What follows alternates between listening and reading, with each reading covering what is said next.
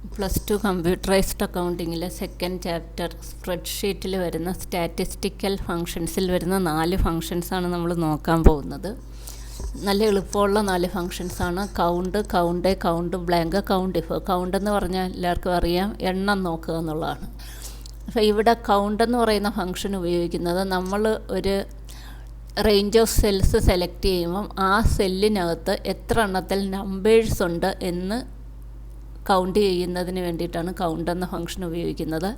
Count A എന്ന് പറയുന്ന function ഉപയോഗിക്കുന്നത് നമ്മൾ സെലക്ട് ചെയ്തിരിക്കുന്ന റേഞ്ച് ഓഫ് സെൽസിൽ എത്ര സെല്ലുകളിൽ എന്തെങ്കിലും ഡേറ്റ ടൈപ്പ് ചെയ്തിട്ടുണ്ട് എന്ന് എണ്ണുന്നതിന് വേണ്ടിയിട്ടാണ് കൗണ്ട് എ എന്ന് പറയുന്ന ഫംഗ്ഷൻ ഉപയോഗിക്കുന്നത്. കൗണ്ട് ബ്ലാങ്ക് എന്ന് പറയുന്ന ഫംഗ്ഷൻ അതിൽ തന്നെ വരുന്നുണ്ട്. ബ്ലാങ്കായി കിടക്കുന്ന സെല്ലുകൾ, അതായത് ഒന്നുമില്ലാത്ത സെല്ലുകളുടെ എണ്ണം കൗണ്ട് ചെയ്യാനാണ് കൗണ്ട് ബ്ലാങ്ക് ഉപയോഗിക്കുന്നത്.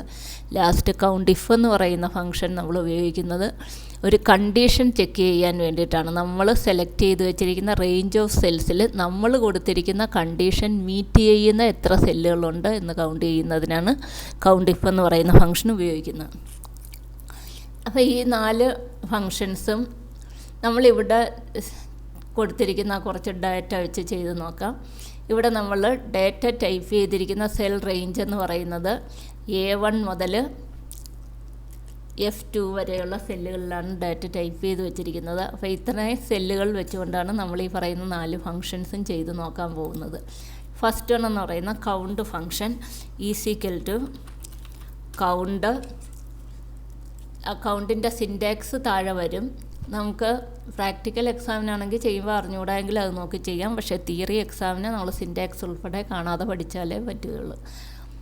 ഏത് സെല്ല് മുതൽ ഏത് സെല്ല് വരെ എന്ന് സെലക്ട് ചെയ്ത് കൊടുക്കുക. സെൽ റേഞ്ച് സെലക്ട് ചെയ്ത് കൊടുക്കുക. ബ്രാക്കറ്റ് ക്ലോസ് ചെയ്യുക, എൻ്റർ അടിക്കുക. അപ്പോൾ 6 എന്ന ആൻസർ കിട്ടി. അതായത് നമ്മൾ ഈ സെലക്ട് ചെയ്ത് വെച്ചിരിക്കുന്ന റേഞ്ച് ഓഫ് സെൽസിൽ നമ്പേഴ്സ് ഉള്ള സെല്ലുകളുടെ എണ്ണമാണ് ഈ പറയുന്നത്. നമുക്ക് കൗണ്ട് ചെയ്ത് നോക്കാം ഏതൊക്കെ സെല്ലുകളിൽ നമ്പേഴ്സ് ഉണ്ട്. 1, 2, 3, 4, 5, 6 സെല്ലുകളിലാണ് നമ്പേഴ്സ് ഉള്ളത്. 6 ആണ് നമുക്കിവിടെ ആൻസറായിട്ട് കിട്ടിയത്. അടുത്തത് കൗണ്ട് എ എന്ന് പറയുന്ന ഫംഗ്ഷനാണ്. Equal to count A. നേരത്തെ പോലെ ബ്രാക്കറ്റ് ഓപ്പൺ ചെയ്യുക.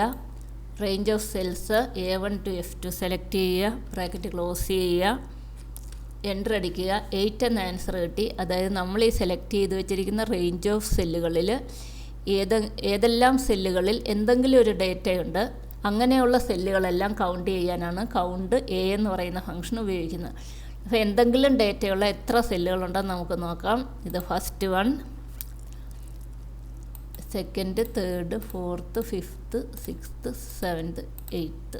അപ്പോൾ 8 സെല്ലുകളിലാണ് ഡേറ്റയുള്ളത്. അതാണ് നമുക്കിവിടെ ആൻസറായിട്ട് കിട്ടിയത്. നെക്സ്റ്റ് കൗണ്ട് ബ്ലാങ്ക് ആണ്.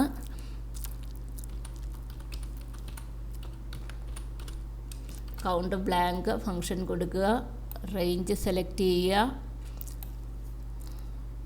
ബ്രാക്കറ്റ് ക്ലോസ് ചെയ്യുക, എൻ്റർ അടിക്കുക. 4 എന്ന ആൻസർ കിട്ടി. അതായത് നമ്മൾ സെലക്ട് ചെയ്ത് ഈ റേഞ്ച് ഓഫ് സെൽസിൽ ഒഴിഞ്ഞു കിടക്കുന്ന സെല്ലുകളുടെ എണ്ണമാണ് നമ്മൾ നോക്കുന്നത്. ഒഴിഞ്ഞു കിടക്കുന്നത് 1, 2, 3, 4 സെല്ലുകളാണുള്ളത്. അതാണ് നമുക്കിവിടെ ആൻസറായിട്ട് കിട്ടിയത്.